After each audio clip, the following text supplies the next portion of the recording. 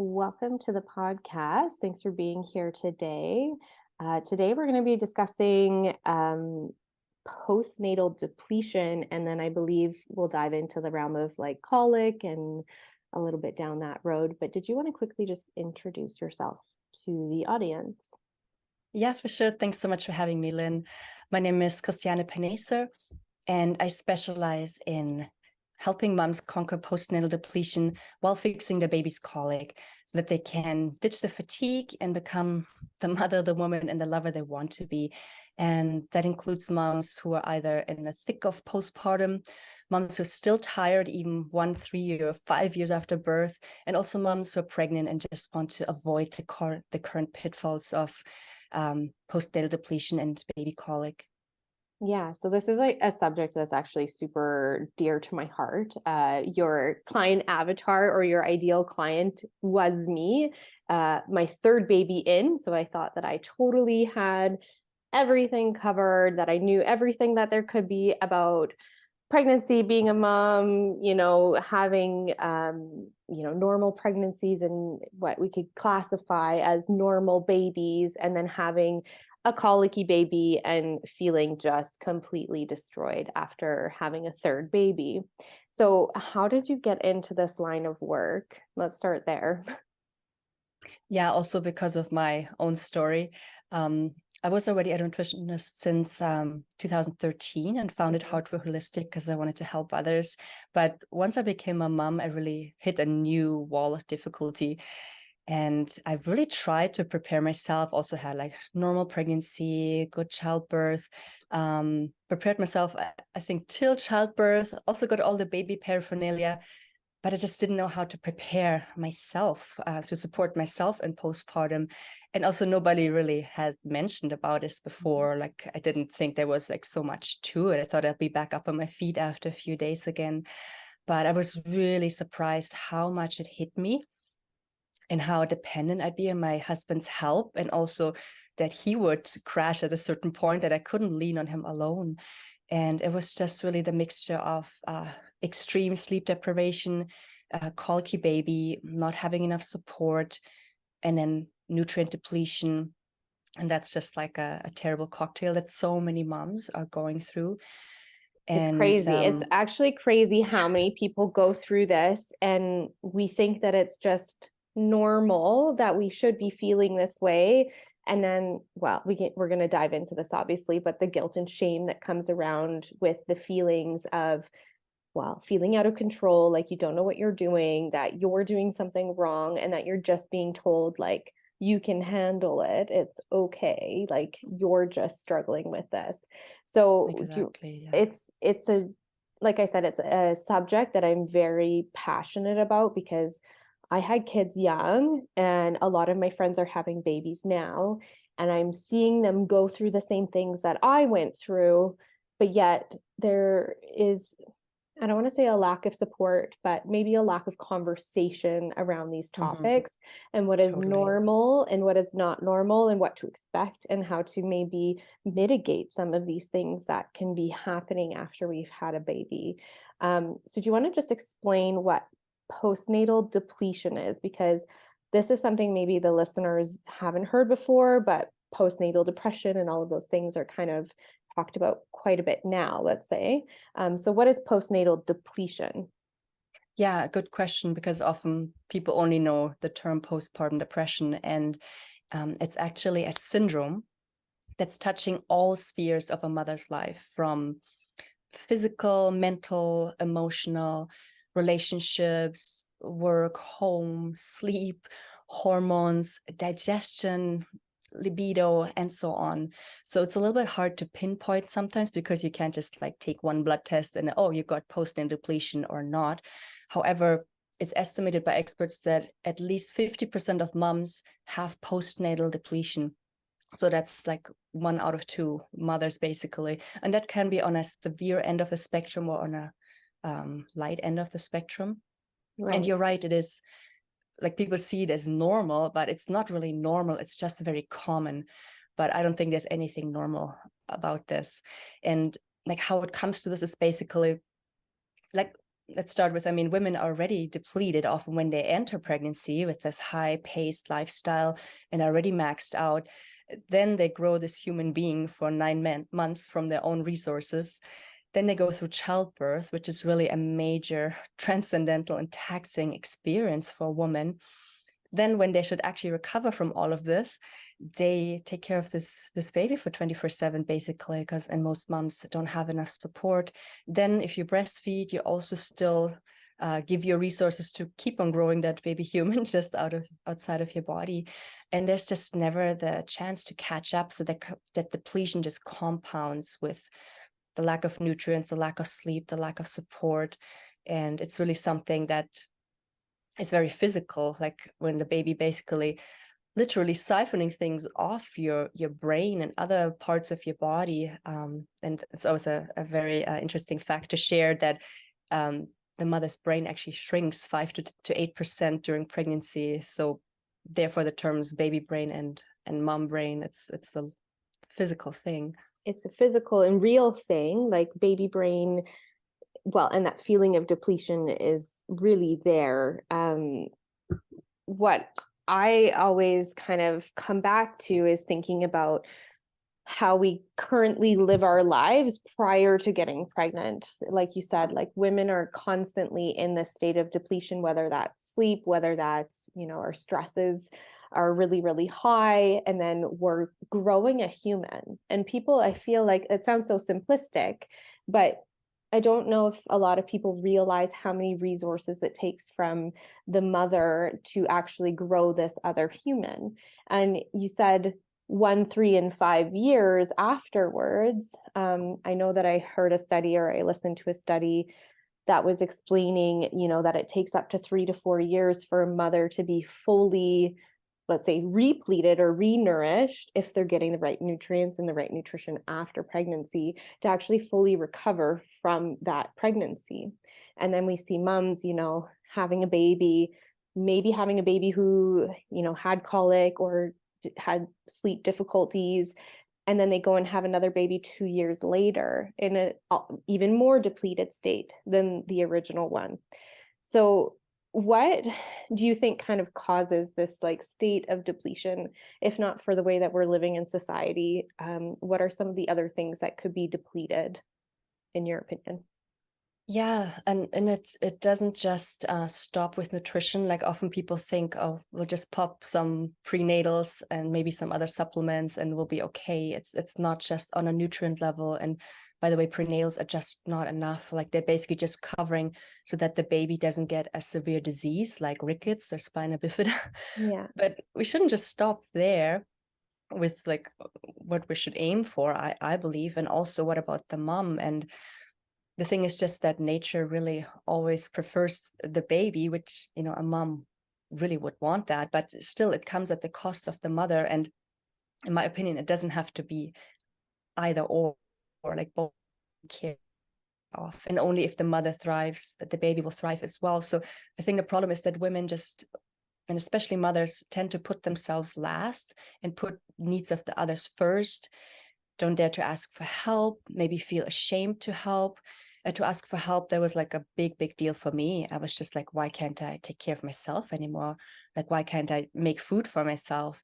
And to actually ask for support. So I think this female pattern already exists before we become mothers. And then when we're mothers, we are just in this absolute selfless state, totally altruistic, only take care of the baby. I remember how like at about 3 weeks after birth, like my husband was looking at me and like I had like really brown teeth, and I didn't know that it was from the iron supplement. I thought it was just from the depletion, and like my face was all fallen in, and I took a picture actually that then I depleted. I deleted later, but I just remember how I just said, oh, it doesn't matter, like as long as the baby's healthy, like I'd got everything I could ask for, and I just had no desire to actually take care of myself. And it's like almost went in like not a good direction, of course. So anyways, I'm going on and on, but No, but that's, a question. that's absolutely it. And then the fact that it affects so many other aspects of our life, like you're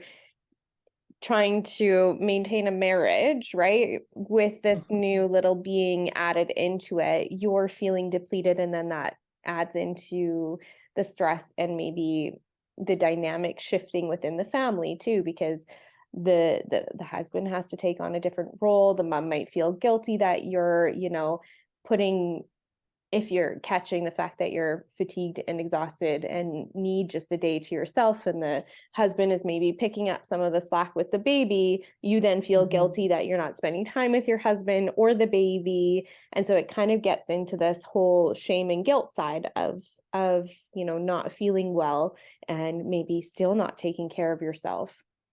I don't know if you found that was the same for you, but it took a really long time for me to feel like I could find balance between spending time with the family, spending time with my husband, and then also, taking care of myself. Yeah, totally. Yeah, that was a big thing for us as well. And it took me a long time to realize that if I don't take care of myself, my baby's not going to be thriving, and my husband also won't be thriving. Like at first I always thought, and so many women think that if we take a little bit of time or ask for support or spend some money on our self-care, on our health, that would take away from the baby somehow and from the family. But the baby will always feel when the mother's not well, and including the husband as well. So that really took me, like I really actually had to literally break down on the floor crying. And I always talk about this low point where it really clicked for me, and I had my baby in my arm and my husband came rushing. What's wrong with the baby? And I really started losing it at him and said, well, the baby is okay. I'm not okay. I need help. And I had to actually say it out loud to get it myself. Oh, yeah. And if I'm not stable on my feet anymore, I'm afraid for my baby. And I really actually needed that to click in and to, okay, I have to take care of my baby, so I have to take care of myself. And so many women, they only come to that point once it's about the baby, but really the mother has to take care of herself for the sake of the whole family. Yeah. How long do you think that it took you to kind of get to that breaking point? For me, it was like pretty quick, actually, like after 3 weeks after birth, because we had this extreme sleep deprivation since since a couple of days before birth. And then the constant colic and my brain not working and just like not being myself anymore, not being able to function. And like at about 3 weeks, so I'm glad it actually happened pretty quickly. And then I was able to realize and really turn the wheel around for us. And it took a while to get my health back, but at least I could realize something there. And also the midwife, when she came to visit me at that point, and just the look on her face, I could just tell that there was something different about me. She was a little bit shocked to see me and uttered the words postpartum depression. And I could just see, okay, I would have gone down that road if I wouldn't have had that realization then. Do you think that the difference between the care of a midwife and being in the care of maybe an allopathic doctor, an OBGYN, makes a difference in people catching the state? Because there's a more holistic approach with midwifery and understanding, what a natural, let's say a natural reaction or a natural state of wellness after birth versus like this depletion. Do you think that there might be a difference in like where you catch postnatal depletion, let's say?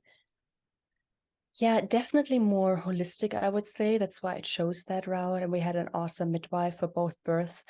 But still, like they have a quick visit, right? They're not really trained in that either. And also I was surprised that she actually didn't really tell me about that. And I think later she mentioned something like, well, we spoke about this and maybe I just couldn't hear it, but I felt like nobody really prepared me for this. And then the second birth around, like second time around, things were different because I knew and I could prepare myself differently. It made like all the difference. But I definitely recommend working with a midwife if people feel pulled and feel that's the right solution.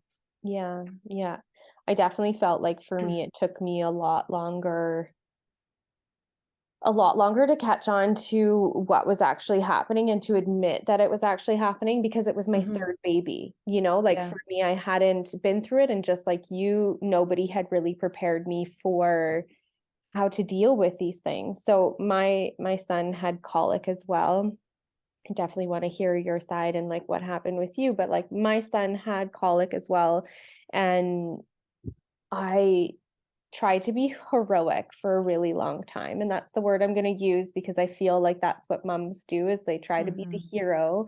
And it sounds really like lofty, but I don't think I really started having a breakdown until my son was like 2, kind of like we definitely had issues with sleep. Like I don't think my son slept for the first year of his life. Um, what was your experience with colic? And then I'll kind of bounce back and forth between our 2 experiences. Yeah, I'd love to hear your story, Lynn. Um, our experience was that she just like screamed for hours every night till like 4 or 5 o'clock in the morning while we did like everything, like of course all the obvious things and bouncing, rocking, walking, even driving around in the middle of the night. And we Yes. ate like wholesome and healthy, but Mm. I just didn't think it would make such a difference. Yeah, now I know that just the baby's brand new digestive system is so super sensitive even to so-called healthy foods. But if the baby's just not ready, and it doesn't even have to mean their food sensitivities right away, like it can definitely develop into that, but it's just a baby's system is not ready at that time for many foods, and they just come through the breast milk just the same way. And it's just something I didn't know, and only after we like took care of really the root cause, it made all the difference. And she slept, and her temper was totally different. But it took a while to get to that, especially because it can be so individual from baby to baby, and being able to read the symptoms. 100%. Yeah. I feel like because when I had my third son, I was just going through nutrition school. And so I was hearing all of this information and really digging into it. Obviously, colic, it's very well known that colic exists, right? Like the doctor that I went to see was like, yeah, this is normal. Colic's normal. Here's a few things you can shift, like not drinking dairy, not eating dairy products, shifting out spicy foods and playing around with those few things. But when I brought the topic of, proteins coming through breast milk, when I would talk to, let's say, like a lactation consultant or a midwife, they'd be like, heck yes, this absolutely happens. And then when I would go to the doctor for some more like support, because I was totally lost as to what to do for my poor child who wasn't sleeping, wasn't eating well, would throw up all the time, and just got kind of crickets on that end. And so it was a lot of experimentation on our end to try and figure out what it was. And we went down the naturopathic route and found out that everything that I had food sensitivities to, my son was actually allergic to. But it took, 15 months for us to get a diagnosis of allergies. Yeah. And then once we had that under control, he started sleeping. I think it was like the first night we cut out like the major allergies that we knew he had. It was the first time he slept through the entire night. Yeah. Yeah. Yeah, that makes a lot of sense. Yeah. So what's your thoughts on colic and things that, can be causing disruption with digestion, disruption with sleep for the baby, that often leads to progressing, I would say, the postnatal depletion of the mom as well? Mm-hmm. Yeah, first of all, just to come to the word colic, like I'm using that because that's what the doctors are using, but it's really often a term, it's always a term being used when the doctors basically don't know what it is. And the definition is simply a baby screaming for more than 3 hours a day, 3 days a week, 3 weeks a month. That doesn't say why and how, and that's the definition of colic. And then that gives the doctors basically the free pass to either tell people to wait it out, or just prescribe some reflux meds, which are also not really taking care of the problem. Mm-hmm. But you really have to like look at, what's the baby communicating, what's going on. A baby isn't just crying, there's some messages from the body, and like it could be certain foods the mother's eating, or a certain formula the baby is being fed that the baby can't tolerate. There can also be other underlying things. It's not always just food. Like there can be underlying overgrowth of bacteria in the baby. There can be even parasites. So those are things we just have to look at, and we can't just be like, okay, just cut out these 4 different foods and your baby's going to be fine. Like, it's most cases, it's not as simple as that either. And I found there are actually at least 15 foods that are often the common culprits, but it can be very different in the first month, where the baby can tolerate very little, from 6 months of age, from 1 year of age. Then also sometimes, like, what adds to that is just like also teaching the baby some sleep skills. And that's something, many moms are scared to do, and I was at first too, but that made like such a big difference too. And especially with the colic, you just feel like you have to be there for the baby like all the time, because the baby has this problem, has this colic, and then that often gets missed to take care of teaching the sleep skills as well. Right. I know that. Do you want to just touch on some of the 15 foods that you find to be really common? Because I know that like dairy and gluten and like, let's say, cruciferous vegetables like cabbage and broccoli are pretty commonly out there. Are there other foods that you found that are commonly difficult for the baby to digest? Yeah, there are definitely way more foods, and I don't want to go too much into detail. And I'm also like careful kind of giving general recommendations for everybody. But like common foods, other than that, would be even things like spicy foods. That's just too intense for a baby's brand new digestive system. Tomatoes are quite common, a problem, especially tomato sauce. Legumes, very difficult to digest. And those are things that people in like a typical traditional postpartum diet left out naturally. It's just nowadays we think, oh, these are all healthy foods, so to say, but that can cause the baby like big time trouble. And then also looking at what kind of foods are in the formula. Like I encourage parents to just have a look at the label of the formula and just see, okay, is this something you would really give? These ingredients, would you give that a 1-month-old if you were on the shelf and like pick those ingredients in the superstore? Like, it's like, I find we lost a lot of the common sense and just go by, oh, this is labeled as baby food. And even formula with that thickened with rice, which is labeled to help colic, but rice is actually very difficult to digest, even the whole first year of a baby's life, because babies don't have the enzymes yet to digest grains so well. So just to mention a few things. Right. And those are recommended as some of the first foods for babies, right? Like rice cereal, the rice porridge, the mixtures of grains with meat, and then tomato sauce, which, I found I made a lot of my own baby food, obviously, with a child who had allergies. I really had no option, but I don't think that people realize even that enzymatic factor and the microbiome that the baby is slowly building over time. And some of the other factors that can go along with that is like, what was the health of the mom's digestive system and, immune system and microbiome before she got pregnant, that passes on to the baby. And if she's compromised, which is what I think happened to me actually, what is that going to do for the baby, right?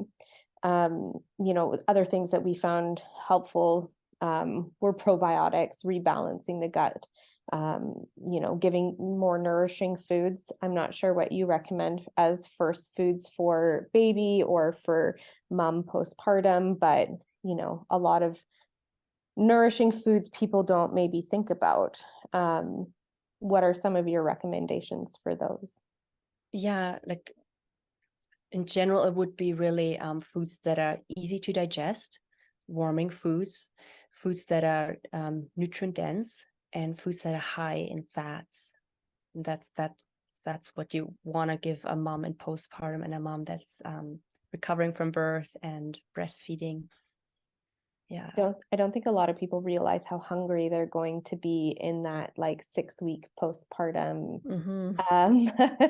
postpartum period, is like what really what the support needs to look like around that, 6 weeks pre baby and then 6 weeks postpartum as well. I don't know what your suggestions are around that, but for me it's always like, you should be stockpiling healthy food and getting ready for that transition so that you're fully prepared.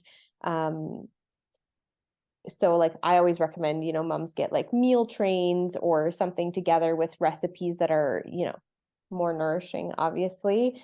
But what other support things can parents do? We've already kind of explained like what our experience was with maybe lack of help and lack of support from people that we would look up to, let's say like our midwife or our doctor, for the support around colic and depletion. But what are some other support pieces that parents can ask for? Yeah, good question. And like food, funnily, was one of the things I just didn't think about. I just thought, oh, that's something I can handle. I can make my own healthy foods. I totally missed that. So I definitely recommend moms either like getting a meal train or both, like double cooking, making double batches and freezing part of that. And part of that is really, I found, is to be able to even reach out and ask for that. Like I actually had to ask a friend, would you mind organizing a meal train? Because they didn't know I wasn't doing well. And I actually had to admit I need help. And then the food came.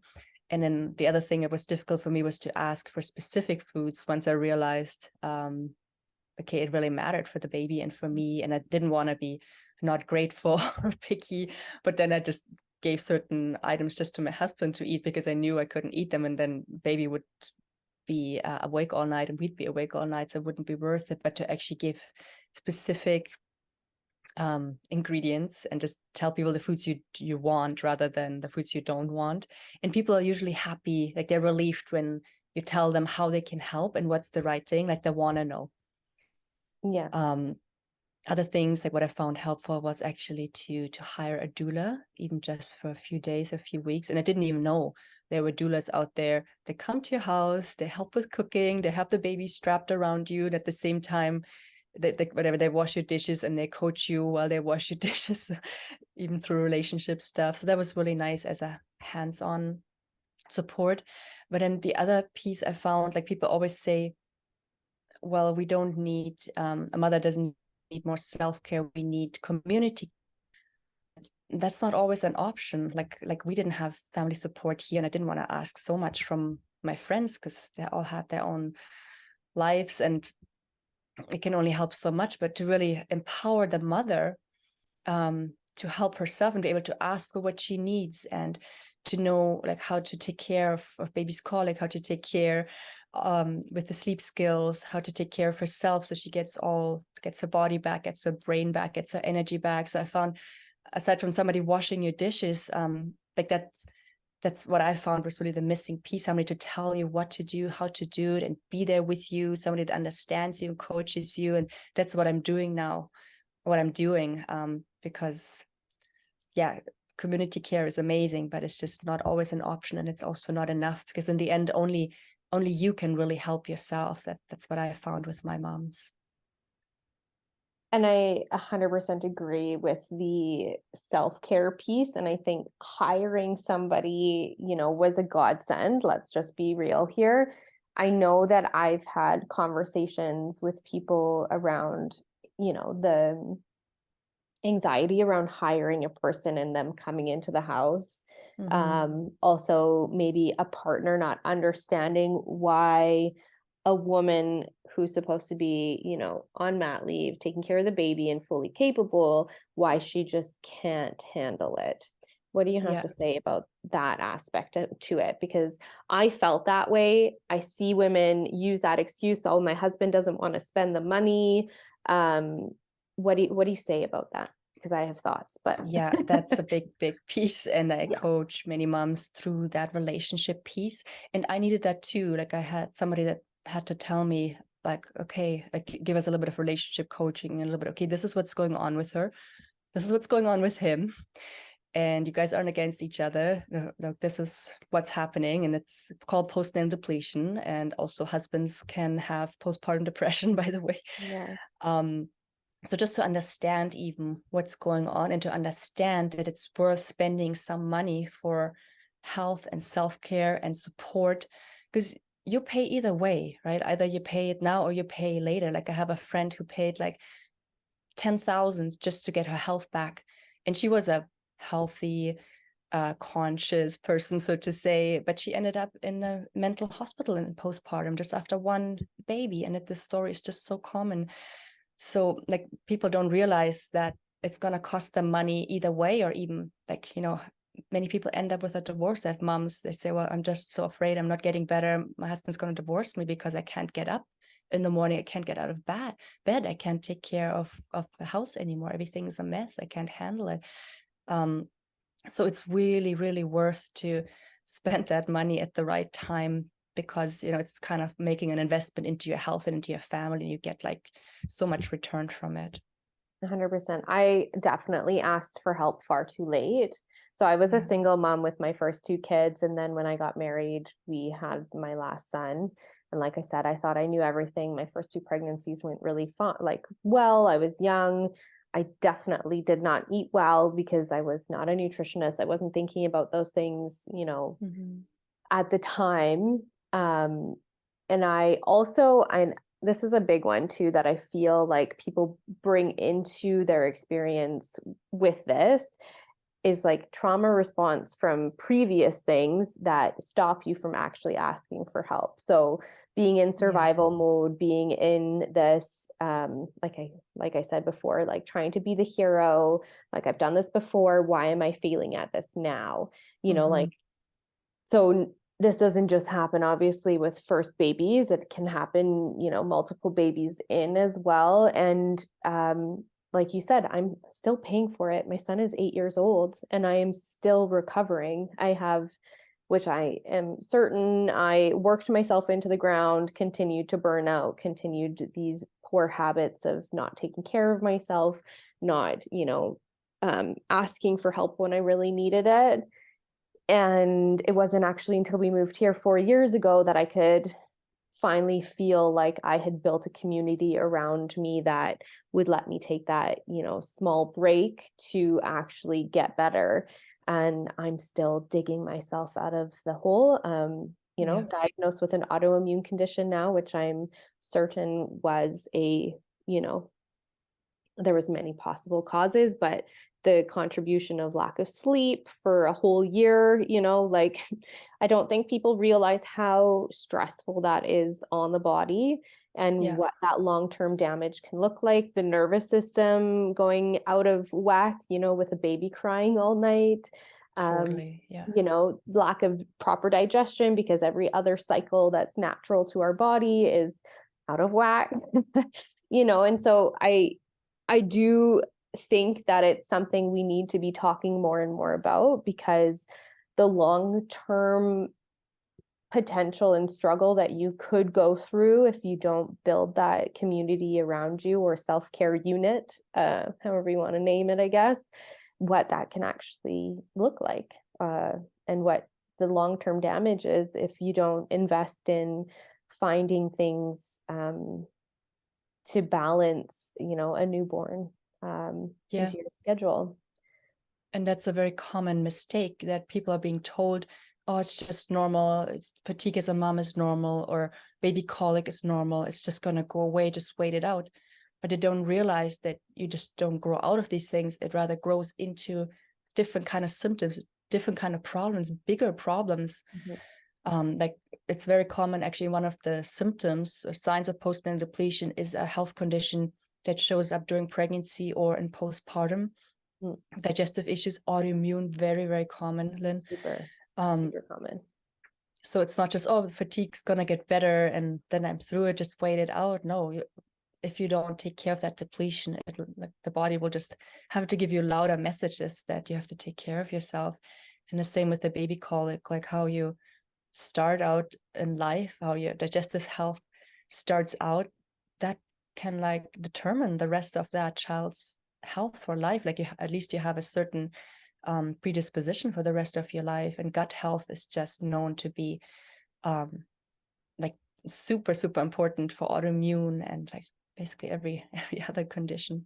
Every condition. And when you look at the rates of autoimmune conditions and how, it's 94% women, you start to put the pieces together. And that's the thing, is like, it's taken me 8 years to kind of put all of these pieces together as to how did I end up here? And because I was just fresh out of nutrition school, I've learned so much since then, obviously, as to what I can do and what helped. And food and nutrition played a crucial role, obviously.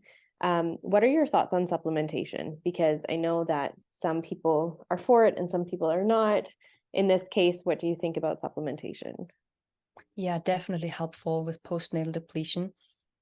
I wouldn't rely on it alone. So we really got to look at nutrition and diet, but I definitely suggest some supplementation. And again, that can be very individual on what's missing. Like I have some the kind of self-tests where you can put in symptoms, and then that can pinpoint you which nutrients are missing. So you can take blood tests, but you don't necessarily have to. So you can find out just by your body's symptoms. And yeah, with supplementation, it's just important to consider the if the mom is still breastfeeding, because it definitely does affect the baby. So often the mom is limited with supplementation while she's breastfeeding. Yeah. What are some of the, I know you don't really want to give blanket recommendations, but some of the more nourishing foods that you would recommend postpartum that would have a good vitamin and mineral profile? Because I know what I would suggest, but I'm curious as to what you would ask.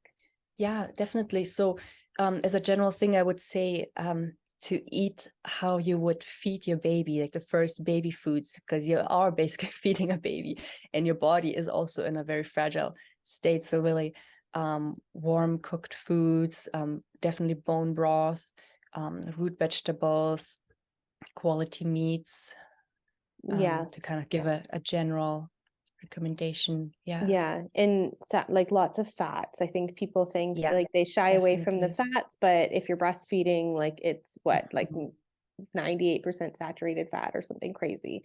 I can't remember the exact percentage, but it's a lot. Yeah. So healthy fats, especially for your brain health at that point in Mhm. time too, to rebuild that back. I found obviously going to like more of a nourishing traditions, we know this book probably very well, kind of approach, liver. I know it's not everybody's favorite, but I think liver can be a really good food supplement, let's call it.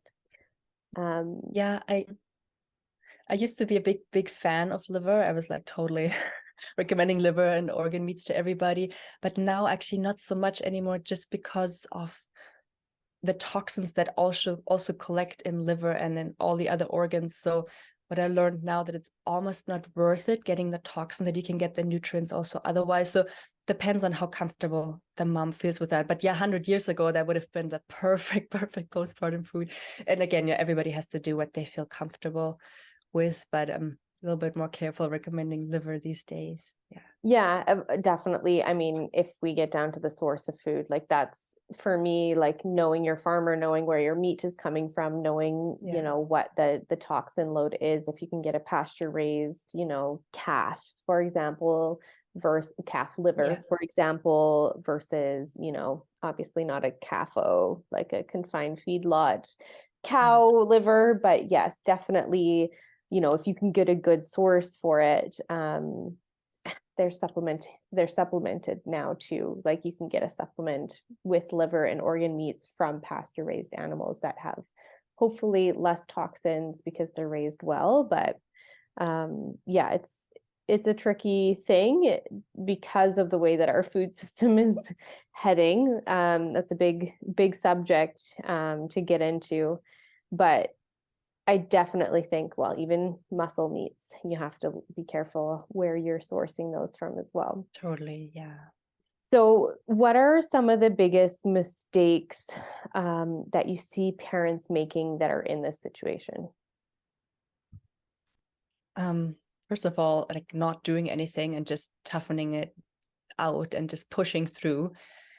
I would say that's the biggest mistakes in terms of postnatal depletion, and also baby colic. And then also not trusting your own common sense and actually looking, okay, why is my baby going through this? Like what could be the problem, and experimenting a little bit for yourself, or seeking maybe advice outside just of the standard medical system, because doctors are just not trained in that topic. So what the doctor then recommends is usually reflux meds, which might immediately give a quick relief because you're shutting down the stomach's healthy acidity in the baby, but it basically shuts down digestion, and people can imagine that that's actually not a good idea on a long-term basis. So it usually comes with other problems, like especially food sensitivities, digestive problems, like it can carry that for life, really. And the other thing is what they put moms on is usually anxiety meds, which again can maybe help immediately if it's just too much for you to handle and just need support like right now. But on a long-term basis, again, it's not taking care of the problem, and you're just suppressing what's actually going on in that mom. You're just numbing all those feelings, all those traumas. So I find that's a really important aspect of taking care of a mom with postnatal depletion, to really look into the nervous system, all the stresses, the trauma, that maybe energetic blocks to healing and all of that. So I think one of the major mistakes is just to just look at things at the surface and just label it as this is normal, and not really looking at, okay, what's actually going on and how can we help a mother and baby in this situation. Absolutely. And what do you think are some of the most crucial services that like a parent could reach out to? Like, where do you think the most, I'm going to say it like this, the most bang for your buck kind of services that a parent could ask for? Is it asking for a nanny who's kind of more like a mother's helper? Is it asking for somebody for sleep therapy? Is it somebody who's like more like a doula or something like that? Like, what do you think is the number one overarching person that a mom could reach out to get help? Yeah, I think there are two parts to it. Like, one is just the practical help.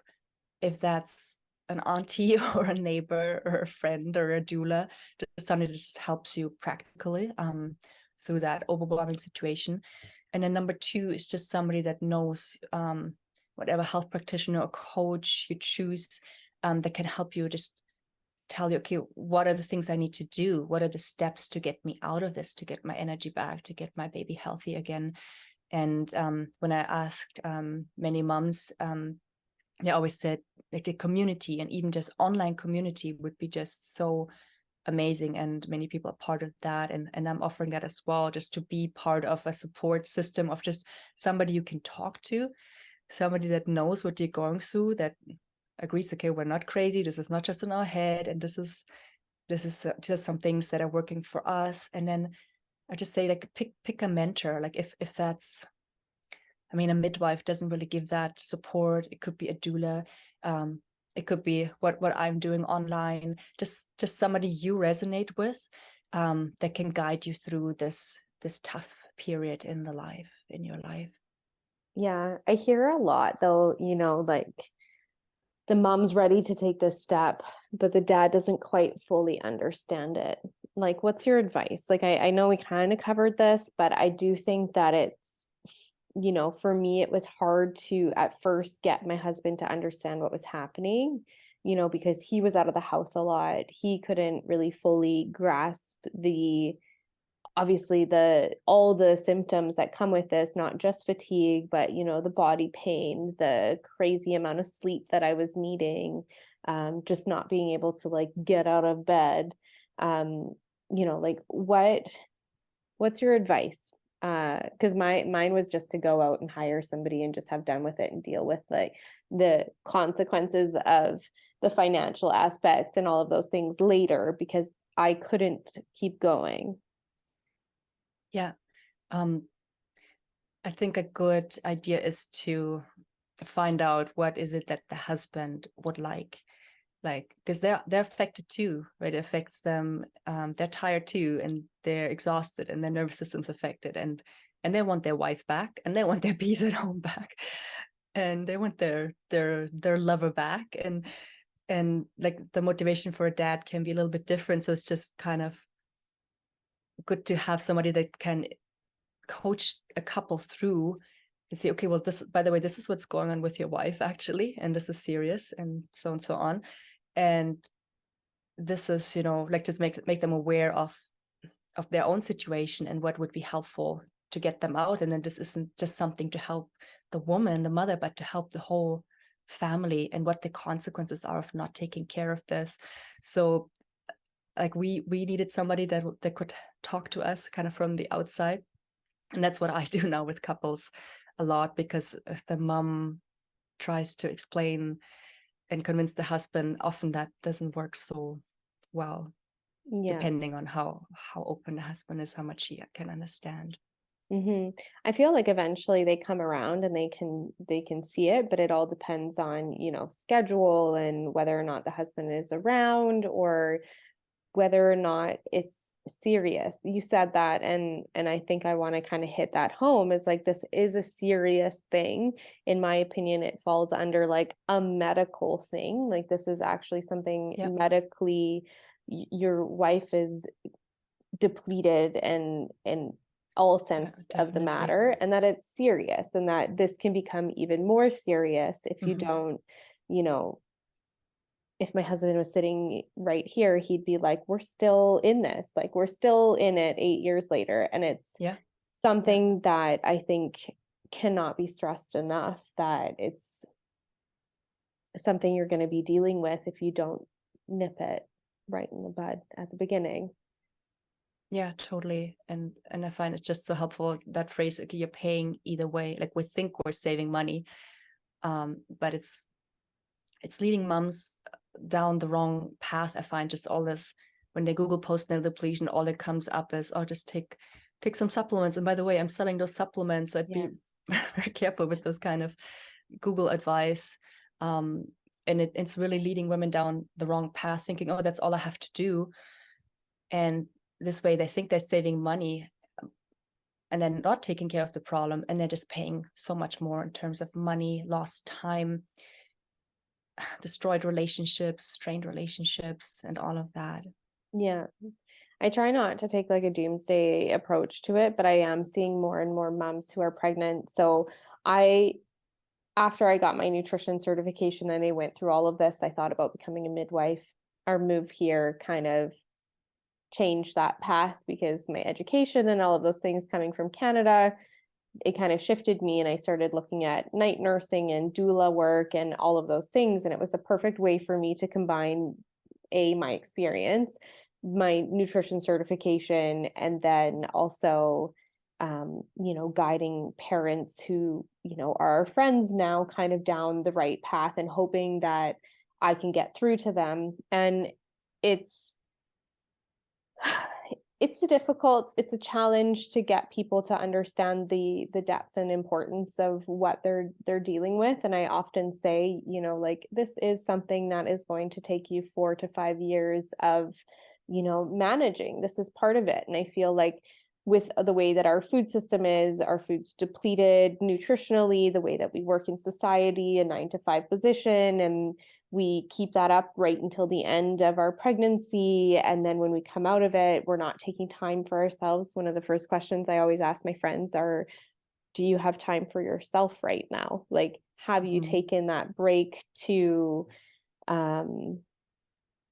replete, right? Because everything that we're living in right now pulls out of us, takes from us. What are you doing to feed yourself back with energy, with food, with wellness, with self-care? And it's really hard for most people to, even if they don't have children or babies, to even answer that question. So I think we've lost that connection to our bodies and to the signals that our bodies are giving us at the very, you know, beginning of this, or at all. I don't know what your thoughts are around that, but yeah, totally. Oh yeah, that just disconnection. And that's why, again, just very careful giving general nutrition recommendations to everybody, because it's not that easy. And that's why we do this integrative holistic approach, because it's tailored to that individual.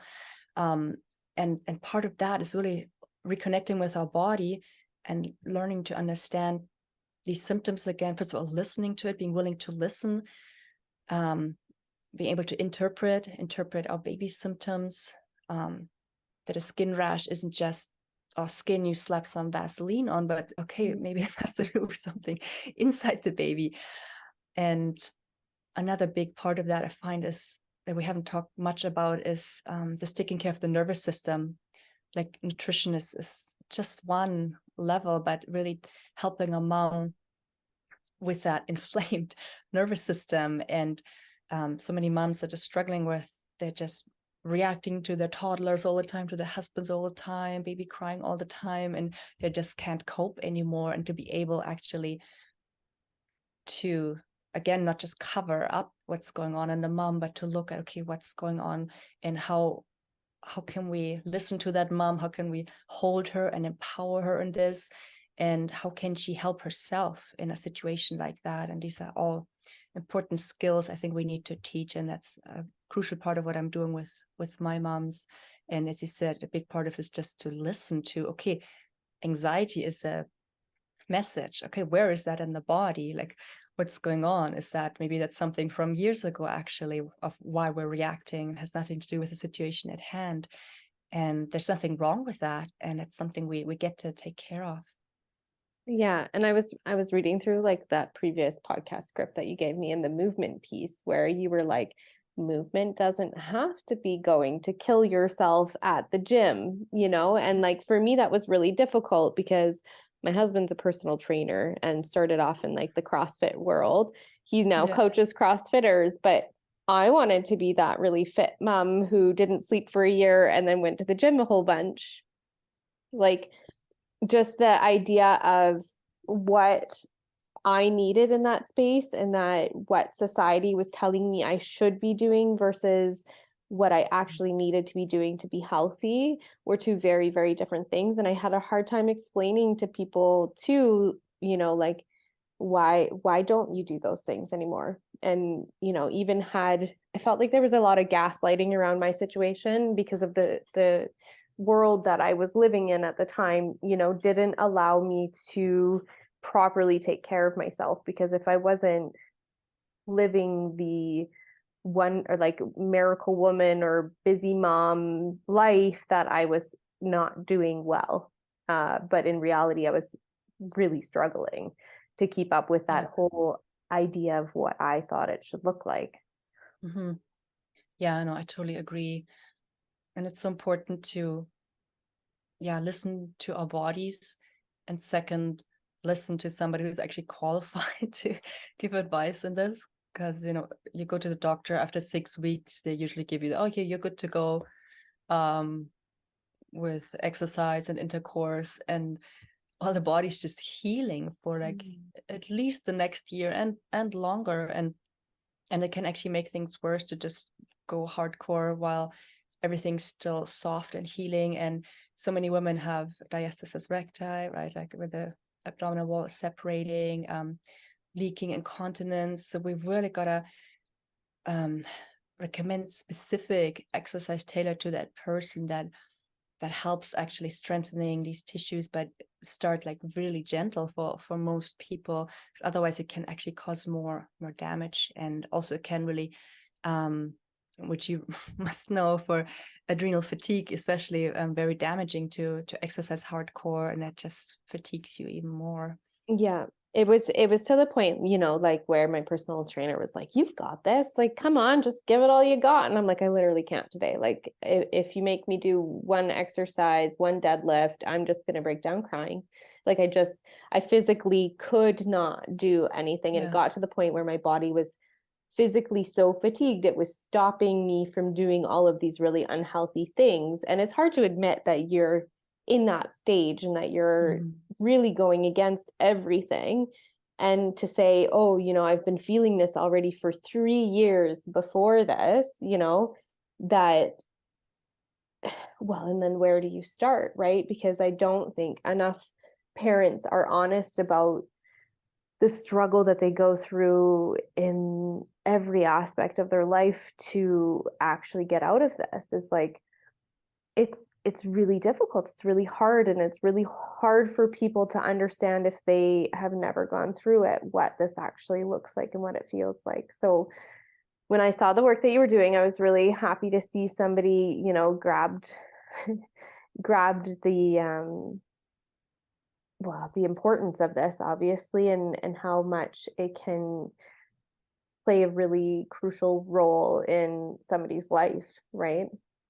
Yeah, Um, and Go the thing ahead. was there was just not much out there when I was going through this. Like I was actually looking and researching, and I just Mhm. like, how could I have overlooked this? And now I'm in this. How do I get out of this? Okay, this is a thing. This isn't just in my head. And to even find information on it, and it's just unbelievable actually that it's getting only slowly some attention in the medical world as well, while it's not a new issue at all. Like, while I think it's more common now in modern society and how modern society is set up, but it's not a new issue at all. And we've just talked to a grandma recently who told us that her great grandma was also sent to a mental institution during postpartum. So it's not a new thing at all, but only now slowly I feel the word is getting out. And still, unfortunately, a lot of wrong advice out there on Google, so be careful with just getting a Google's prescription, really, and most doctors don't know about it either. So I really feel it's important we talk about this and share about this, and get moms the right level of support they need. Absolutely. Is there a particularly or not a particularly, is there a particular story that you have experienced with a client, or like a little case study that you can give the listeners that maybe gives people hope? Because I know it can all sound like we're like, this is very serious, it's very like important that we share this information, but there are ways out of it. Do you have like a case study that you like to share, or? Oh yeah, lots. Like I take about 3 months with the women I work with. So usually after 3 months, they're doing like that much better. Like most people get better after a few days in terms of getting the energy back, helping their baby with their colic. But I take 3 months to kind of make sure they're going to be back up on their feet. And if it takes longer, it takes longer. That's fine. But I've been part of programs that are like a year long, and I feel it doesn't take that much. And I've really condensed it into like a full-on high-value support program, because who wants to wait a year to get, and also we don't understand about all the why and all the science, but I put this really in like a practical support program for moms. So after 3 months, most women, pretty much everybody I worked with, are kind of through that depletion, or at least when they fall down, they know how to pick themselves up again. And it's something that can be taken care of like really, really quickly. And with baby colic, like my last client, she like the baby was like not necessarily screaming all night, but like grunting all night, so that the like in pain, and the parents just couldn't sleep. So the baby grunting all night. And then after 3 days already, after following my recommendations, every night was getting better. Baby just slept through, parents sleep through. So it can happen really quickly, but like I do take some time to really make sure everything's nourished on all the levels. And it's just something women can apply really for the rest of their life, what they learn in terms of health of their children and their own health. So it can happen fairly quickly. Amazing. Did you have anything else that you would like to add, that we didn't cover? I'd like to mention that I have a free support group on Facebook that moms are welcome to join. It's called Postnatal Depletion and Baby Colic Support. And there are other moms that are in the same situation. There's lots of free resources. And of course, if they're not sure if they're postnatal depletion or not, or what's the best to do with the baby or not, they're welcome to talk to me. I offer a 60-minute postnatal transformation session free of charge, and just see what's going on, what are the underlying problems, and then if they're interested in working with me and this might be a good fit, happy to talk about that more. But yeah, moms out there, feel free to join our tribe, and you're not alone with this, and there's help, and you don't need to suffer.